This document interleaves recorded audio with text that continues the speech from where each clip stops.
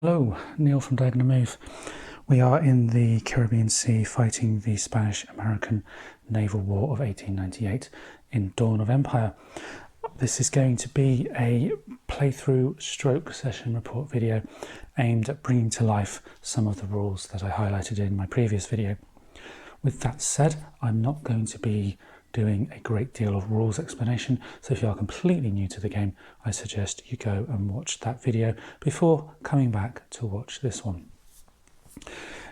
Those of you who will have seen the other video will know that there are a few things that I have taken issue with, shall we say, one of which being the rulebook and the player aid. So every now and again you'll see me referencing these fan-made player aids that are available on Board Game Geek, and also the dice that come with the game, these big chunky things here.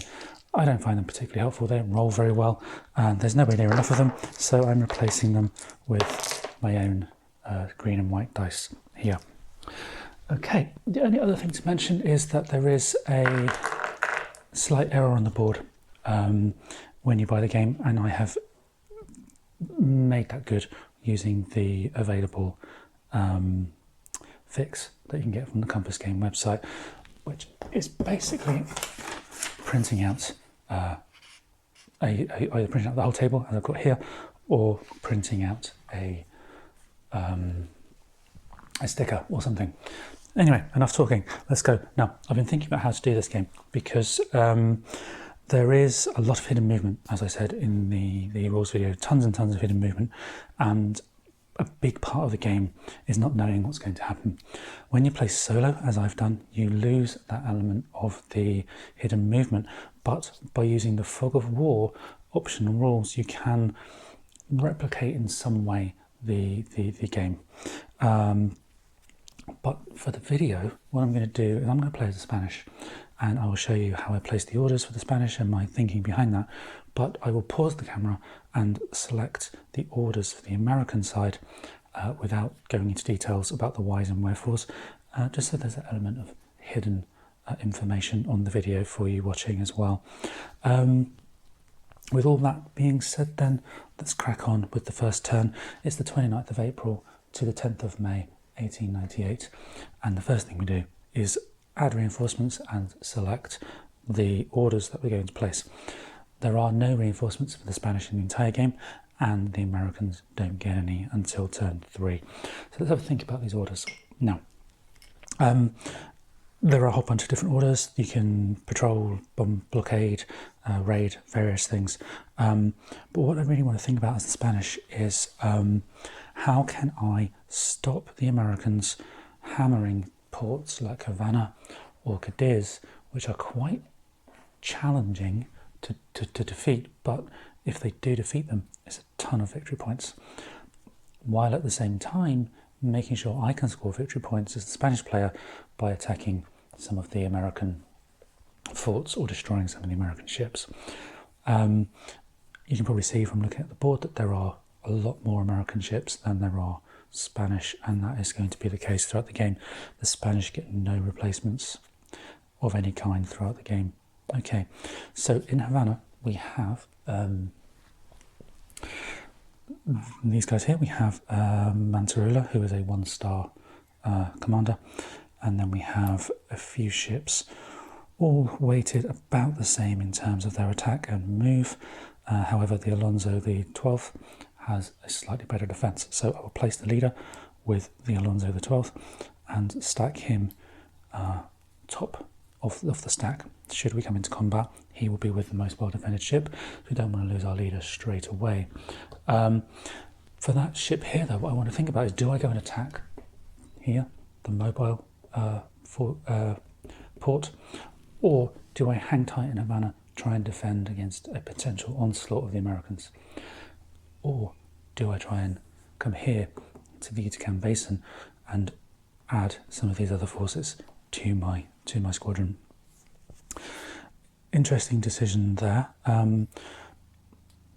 Partly it's going to depend on what I do with the Cadiz units under Kamara, who is a 3-star leader, and the units under Kamara and Cadiz are much more powerful.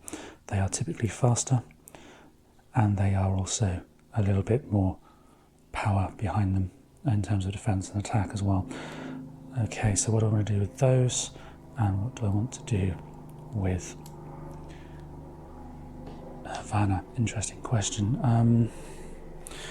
Okay, so I think Havana I will keep as a single stack, and I will place a patrol order. Now the patrol order is going to prevent any American forces attacking Havana, because you have to, when you move, you must stop. However, having said that, I would have to place the Spanish fleet here, so that when the Americans come out of Key West, they don't then have the ability to move into the Gulf of Mexico. Okay, let's do that. Let's place the patrol order, and we'll move those ships there. Now, I kind of expect to lose those guys, which isn't ideal. So what I think I will do is I will actually take the advantage of splitting those forces, and I'll place 2 of them with a patrol order, and the other 2 with the leader. I will actually raid, or blockade even, or blockade up here. Which again may not be the most effective way to use those guys, but it's the way we will try it. As with all my videos, this is not a strategy guide. So we split Havanas into 2. We're going to blockade with one half, patrol with the other. Cadiz I will also split into 2, using the stronger units there to probably move into the East Coast region and hit either Hampton Road Port, or maybe even take out a few ships. So let's do that. And the reason I'm doing that is because, as I showed you before, these guys pack a certain punch, and they also have enough movement to overcome the much more costly movement costs in the Atlantic regions.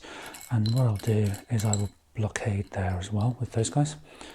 But the other 2, the slightly weaker, slightly slower ships, I will keep in Cadiz to guard against any potential attacks from them. Cadiz itself is a pretty meaty target. Strength and defence of 9 against a blockade, attack of 8, and a defence of 9 against a raid. So pretty meaty, but obviously a ton of points if the Americans can defeat that. The only other thing to think about is Cervera, or here. He's a 2-star leader. In Cadiz, the ships are pretty fast. One's on the slower side, but the other ships are pretty fast. They have a bit of a punch as well. So let's place Cervera with the most defensible ship, and all the rest can stack in any order. I'm doing that, if you haven't seen the other video, I'm doing that because the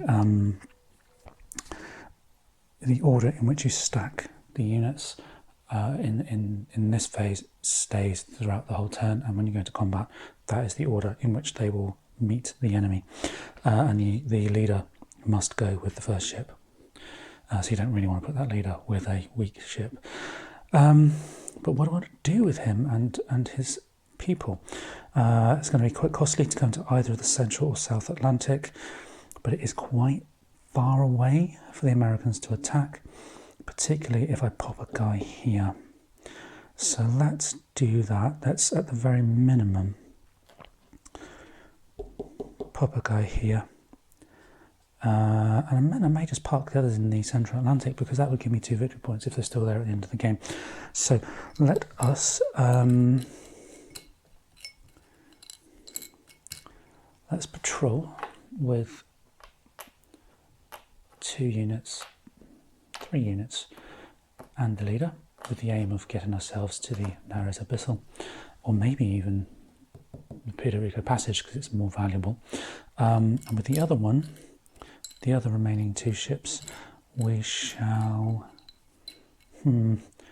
Oh gosh, I've run out of patrol orders already. That's a limitation of what we can do. So I will transit. I'll probably swap them around, because then next turn I can anchor here and gain the VPs. No, let's keep them the same. There's no real difference. Let's keep them the same. Cool. Orders are done. I'll pause the video and I'll do the same for the Americans and then come back for the movement phase.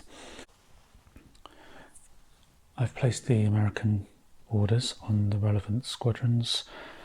There are 3 squadrons of varying sizes in Key West, 1 in the East Coast Sea region, and then 2 in Hampton Roads. The Spanish will get to do their movement first, and that movement is going to be based on the orders that have been given and how the movement is applied in the context of those orders. So let's start with Havana. And there are 2 squadrons in Havana. The first one is with the leader and a couple of ships with a movement value of 4. And so what I'll do is I'll move them to the Gulf Coast. They have a blockade order, which is the order that allows you to attack the port there. So I'll move 1 movement point to get into the Gulf of Mexico and a second to move into the Gulf Coast region. If at the end of the combat I still have units as the Spanish player here, I will score 3 victory points plus any victory points that may or may not have been given for the port attack. The second group is a smaller group with just two units and a patrol order. Now this patrol order will allow me to move up to 2 spaces plus the act of getting out of the port. So I'll move 1 movement point to here. I could then move 2 spaces up to the limit of 3 remaining movement points, but I don't want to do that. I'll just move here to the Florida Straits to slow down any advance from this group here. Looking at these independent units, I want to get them together to form a small squadron, and the easiest way to do that is to just move them probably to here, possibly here. I don't know. But with the movement points, I wouldn't easily get all of them over to Puerto Rico. But let's see how we go. So we'll move in Cienfuegos. We have the Galicia ship, which I will move out into the North Yucatan Basin, and then I will pause because I think that's going to be the place that will gain me the most victory points when the time comes to coal or anchor there. Independent units are assumed to have a transit order, so I will just keep this order here to remind myself that that's what they had, and then take the opportunity to move the other remaining independent units together to form a squadron under that order. So we have a movement allowance of 4, moving 2 and then 3, and then finally here in Puerto Rico we have the Isabel II, and we'll move 2, 3 and then 4, forming a new squadron under the transit order. I'm going to then do the orders for the units in the Canaries. First one has a patrol order, the other has a transit order, and I think what I'll do is I will transit these guys into the middle, moving just 3 of their 6 movement points, and then I will leave them there so that I can coal afterwards in order to ensure I get the VPs, and that's the same principle as what I've done here. But this other unit here have the patrol order, which means they can put up a bit more of a fight in terms of stopping the enemy and gaining VPs this turn. Now the weakest unit here, or the slowest unit, has a movement of 5, so that would be 3, 4. Can't get into Puerto Rico, but I can get into the Bahamas, which will potentially score me a VP and will prevent any of the Americans coming down to attack through the Bahamas and into here, trying to minimise the movement of these guys. May not work. It may be a case of just getting trashed basically by all these things here. It depends on what they've placed and also what's rolled on the matrix here when the time comes. And to be honest, I know I placed the orders earlier, but I can't actually remember what I've given each of the American units, so it's as much a mystery for me as it is for you. But let's move 3 movement points into the Atlantic, 4th movement point here, and that will be where they stop.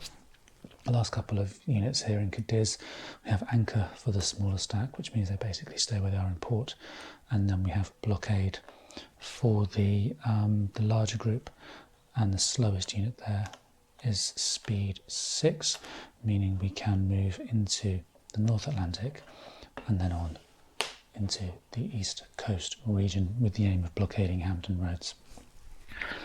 And that's the Spanish movement done. Now we just need to reveal one at a time what the American player will do, and I'll start with this smaller unit here, who have a patrol. Now they previously had an anchor order. They start the game with anchor, but that was just a note to myself that that's what happens. But they will patrol. They could stay where they are. Now, given that we've got that blockade here, that might be a useful thing to do. Let's just check though what our other units have. The Spanish are blockading Hampton Roads. We have the East Coast unit that was anchored off the coast, now patrolling, which means that unit would have stopped. And then we have the units that are anchored and staying anchored in Hampton Road Port. This group here, the blockade, the intention is to come out and blockade here. However, we have this unit here, and movement stops when the enemy is blockading or patrolling. So therefore, this large group here is going to stop due to this blockade, and we end up having to merge this stack and this stack into the single stack with the 2 leaders at the top of the stack and Shelley of the flying squadron, who's going to have to go above Howell, who, due to the fact that one has 1 star and the other has 2, the most stars is the leader of the unit of the squadron when there is multiple leaders. Knocking over all these things here as we go. And there we go. Okay, so that unit is now stuck there. The patrol order just gets removed. That's probably a good thing for the Americans, because there are far more units here than there is here, and that means the blockade versus a blockade potentially gives VPs to the initiative player when we come to the combat phase. It will also mean it's much harder to attack the port, although we would still be able to do the port attack. We'll get to that when we come across that bridge when we get to it. Okay, let's move over here, and we are in Key West now. All these units here are in Key West, and the first bunch are going to come out with the intention of blockading, but they have to stop because of the patrol. Second group are staying put in Key West. Third group, we're going to raid, but they cannot go any further than the patrol, so they're going to come out, and the same situation is going to happen again. Massive stack, keeping the raid order for the bigger stack. If ever the stacks were the same, you'd be able to choose, but normally it's the bigger stack that keeps the order. Samson from the North Atlantic will be the leader of this group, and we have to put them all together under the 1 raid order, and then we stop, meaning there's going to be a massive fight in the Florida Straits. Well, potentially, there may not be, but there are a significantly outnumbered, as you can see. Right, no further movement. Okay, meaning we come on into the combat phase. We place the units that are going to combat on this battle mat with the initiative player one side and the non-initiative player the other side. You do this one area at a time and then you fight the battle. So the first thing we need to do is work out which area is going to go first, and I think we'll do this area first. We have the 2 blockade orders and we have 1, 2, 3 Spanish ships plus a leader valued at 3, giving the Spanish a 6 starting value. Then we roll a die and they have 7. That is their starting value of 7. Let's use these chunky dice to represent that. 7 for the Spanish. Now the Americans, on the other hand, have 1, 2, 3, 4, 5, 6, 7, plus a further 3 for the leaders. There's no point rolling the die, but what you'd normally do is you roll the die and you have a 4, meaning the Americans would have had an initiative of 10 and they would be the initiative player. Now, because we have 2 blockade orders, when we look at the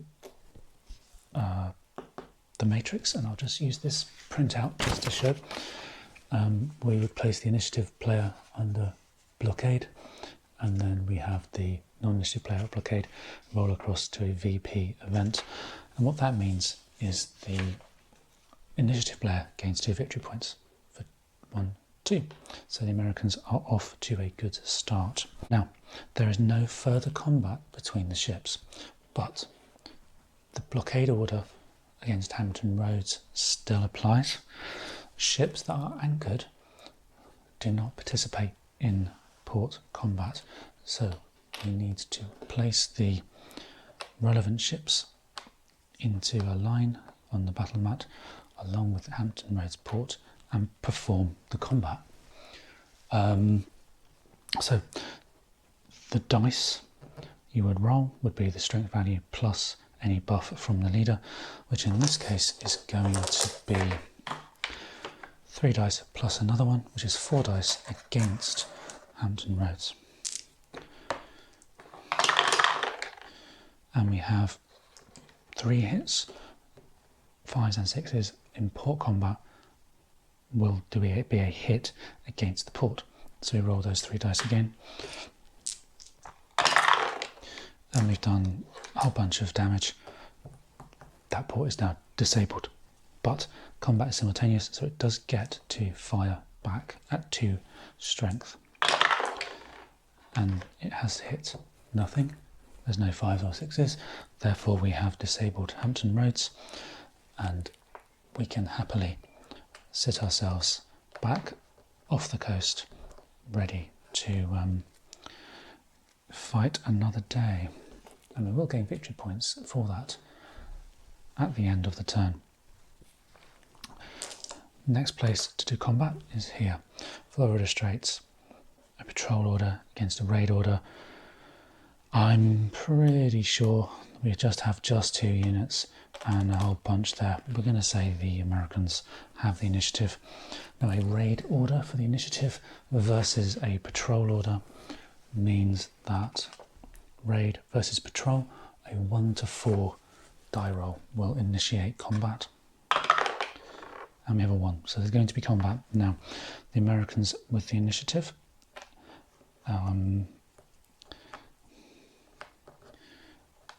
it's kind of slightly unfair almost, but anyway, we'll see how it goes. Now, there are 2 leaders, and the leader for this instance is going to be Samson because he has the highest number of points. And as you can see, we're massively overstacked, so we're going to be overlapping as much as we can these units, which is a huge mismatch for the Spanish, but anyway, we'll see how it goes. So everyone fights simultaneously, so we have 3, 6, 8, 9, 10, 11, 12 dice for the Americans versus 1 die for the Spanish. It's actually 13 dice because of the star on the leader. So 2, 4, 6, 8, 10, 12, 13 dice. Okay, 5s are disabled, 6s are hits. There are 2 5s and 2 6s, meaning we need to roll those 2 dice again. Now, the strength or the defense of that ship there is only 1, so it's almost certainly it's going to be sunk. Yeah, damage of 3, that ship is sunk. But as with the port combat, we do get to fight back before that damage is applied.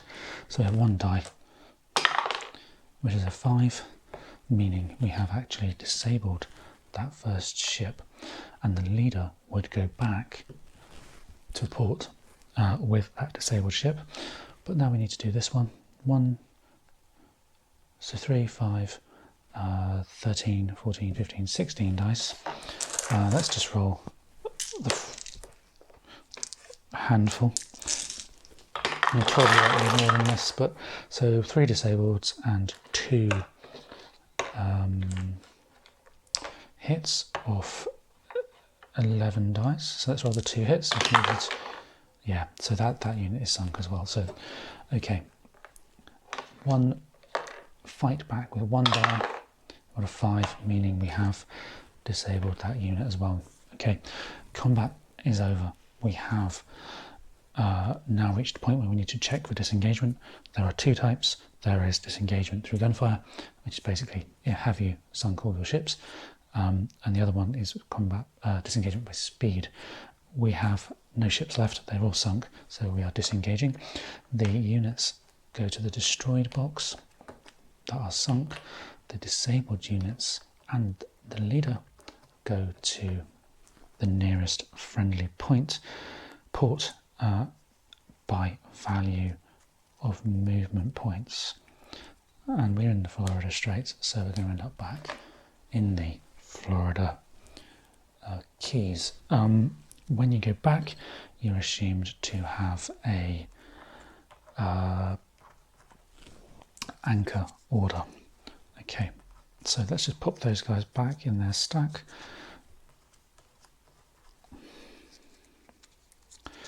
Pretty brutal combat there for the Spanish. So those guys sit under the raid order. The patrol order is removed because we no longer have that squadron.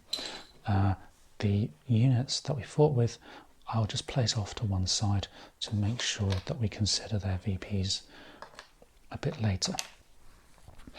The only other thing that remains to be done then is the blockade of the mobile port up there. So you have the Americans versus the Spanish with a leader valued at 1 and 2 ships. So starting with 1 + 1 for the Spanish, 2 hits because the 5s are hits when they're against the port, not a disabled. Roll the dice and we've got 5 hits. That is a disrupted port, but they will attack back with 2 dice. And we have 1 disabled result, meaning we have disrupted, but we are now having to go back to the nearest friendly port. Okay,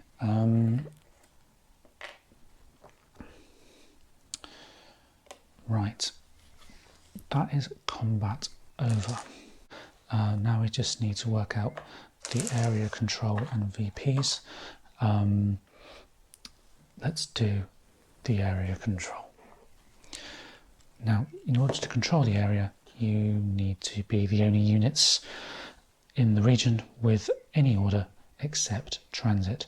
So we control here. Sorry, we control here, the Bahamas. We do control the Bahamas.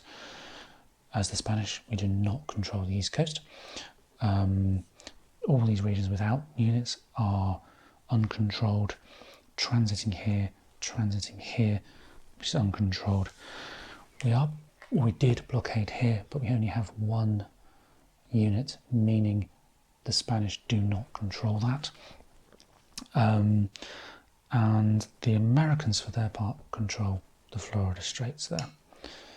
Okay, so what that will mean is the Americans have 1 VP for the Florida Straits, and the Spanish have 1 VP for the Bahamas. And when we adjust the victory points, we just move the track backwards and forwards based on who scored. Left is for the Americans, right is for the Spanish. Then we move on to combat VPs and who has lost units. The Spanish lost 2 units. We had a ship labelled CP and a ship labelled CU that were sunk in the top left corners. When we look at the table of points, a CP and a CU are both worth half a point each, meaning that is 1 further point to the Americans. These are removed from the game. And then all that remains after that is to look at the damage done to the ports. So here we do have a damaged port. It is 3 for disrupting the port plus its defence value, meaning that the mobile port defence attack generated a total of 6 VPs for the Spanish.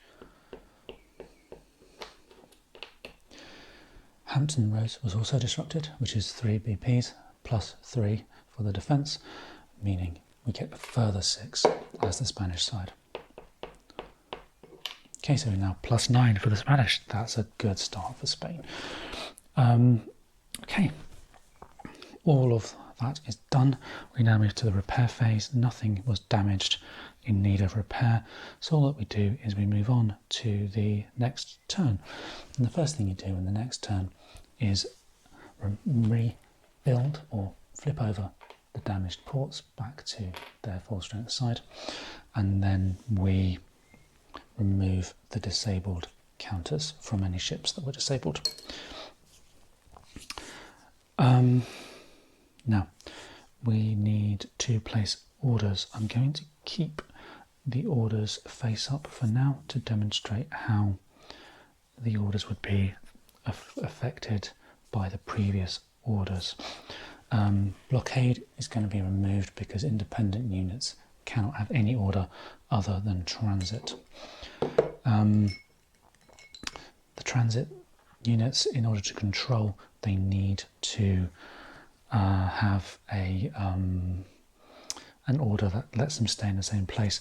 We could anchor to do the refueling, but that would mean we would need to come back to one of the ports, which would mean we would no longer control the sea, meaning we are limited somewhat in what we place. So I'll place coal there, and I'll place coal here. Now that is for the Spanish 1, 2, 3, 4, 5 units being coaled at sea. I'll just flip them over just so that I know they've been done. There is a maximum number of units that can be coaled at sea for both sides. In the Spanish it is 8, the Americans it's 11. The other units to bear in mind are the patrol here. Now patrol can either coal or anchor. I will use the anchor order because blockades must coal and we're limited in our order a number of order tokens, so we need to keep a coal back for this unit here. Now that does leave us with a few more ships to decide what to do with, namely these ones.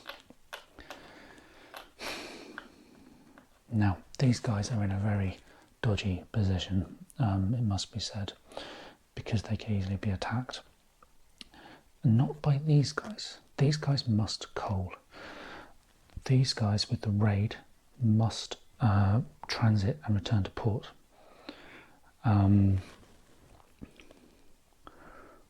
So that provides an opportunity almost to take some VPs from somewhere with these guys. Let's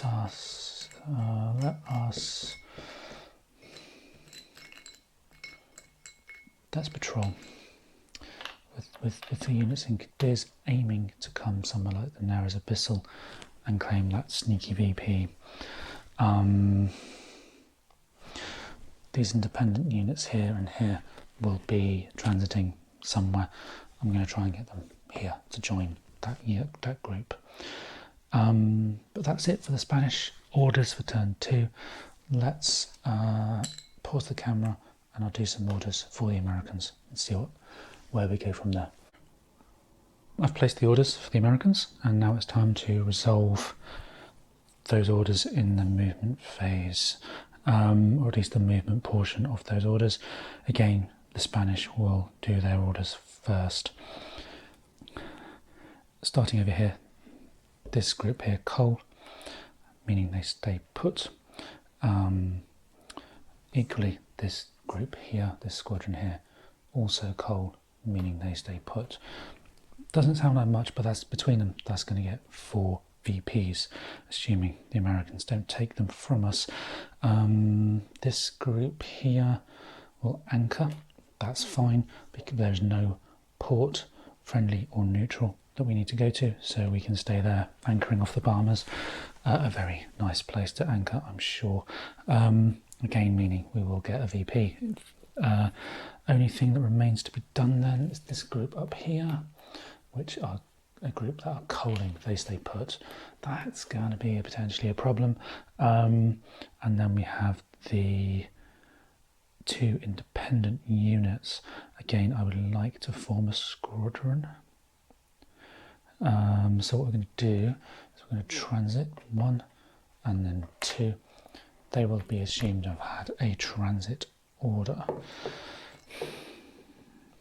which means that's not the best place to put them because it's going to be quite vulnerable. No, let's just leave it. Let's leave it as transit. We can always blockade or something next turn. So, one more thing to do, just this one here, which is a patrol, and that patrol is going to go and get ourselves to the Nares Abyssal. Don't really want to go and lump any more guys in here. That's a big slack to try and fight. So let's go here, sneaker VP. We can only move 4 spaces, so it's 3 and then 4 with the patrol. Okay, that is Spanish movement done. Now the Americans. Let's start with the easy ones. This one will coal. This one will transit, but because it raided last turn, must go back to a friendly port. Now, it doesn't necessarily have to be that port, but I think for ease we will pop it there in Key West. If nothing else, it's going to very much protect that base or that port from any attack. This little group here behind in the middle, we will see that they are patrolling and the other group are blockading. Okay, so blockading then 4 movement points. 1, 2, 3, they're blockading Havana, and this guy will patrol the Straits. Potentially some easy VPs there for the Americans. Finally, we just have some orders up here for these 2 units. They're transiting. They will go here and stop, meaning they become part of this bigger group here. Yeah, let's do that. They can't control because they're transiting, but that would be a nice place to get some points and prep for a more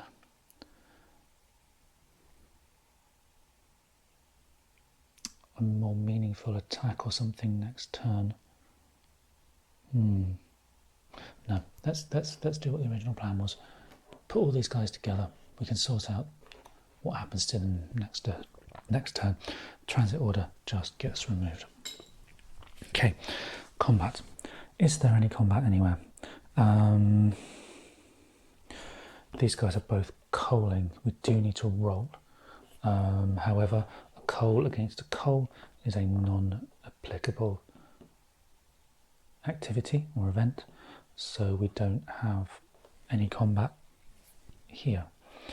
I think the transit will not attack the port because they're transiting. The blockade will attack Havana though. So let me grab that player mat and we will attack Havana with a blockade. Okay.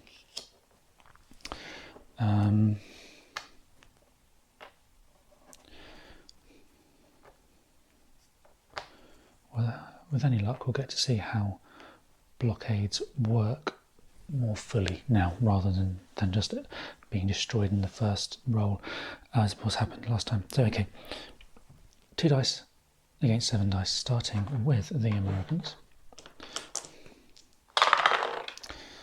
2 hits because they're attacking a port, and a total of 7 damage. Wow, this is going to be a quick fight as well, but let's take the 7 damage. Now the damage I'm going to leave here, but it doesn't apply until next combat round, meaning we get 7 dice. So 1, 2, 3, 4, 5, 6, 7. 2 hits on the ship, the Terror, and a total of 3 damage, meaning that ship is sunk.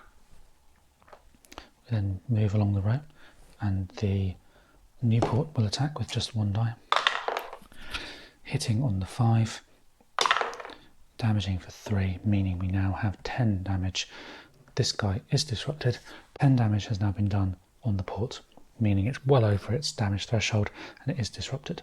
The way port combat works is we do not attack back unless it is every other unit. So we would attack here and here in this instance. If we'd had a raid order, we would have attacked here and here.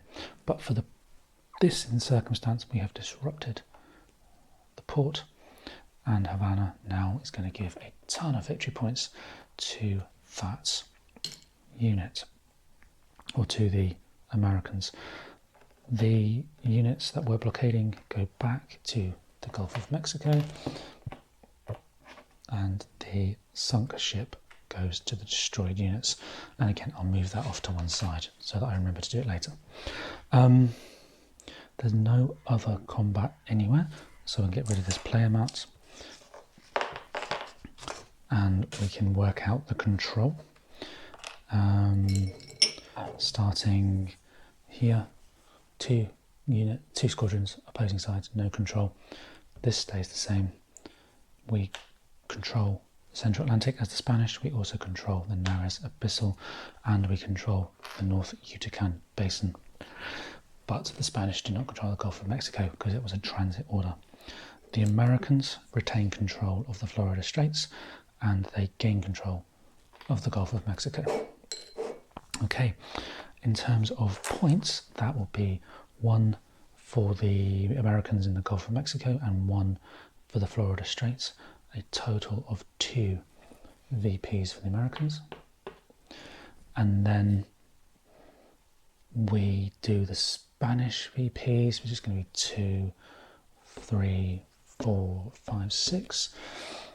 1, 2, 3, 4, 5, 6. The Spanish are now on 13 victory points. That's not bad at all. But we now need to do combat. The combat VPs. The Terror sank, which is worth a number based on its type, and it is an MO, which I believe is a monitor ship. And the monitor ships are valued at 1 movement, 1 VP. So that's an additional point for the Spanish. Now we have a disrupted port, and it's a high value port. Havana gives the Americans 3 plus 8, so that is 11 VPs to the Americans. So 1, 2, 3, 4, 5, 6, 7, 8, 9, 10, 11 Spanish are back down to 3 VPs.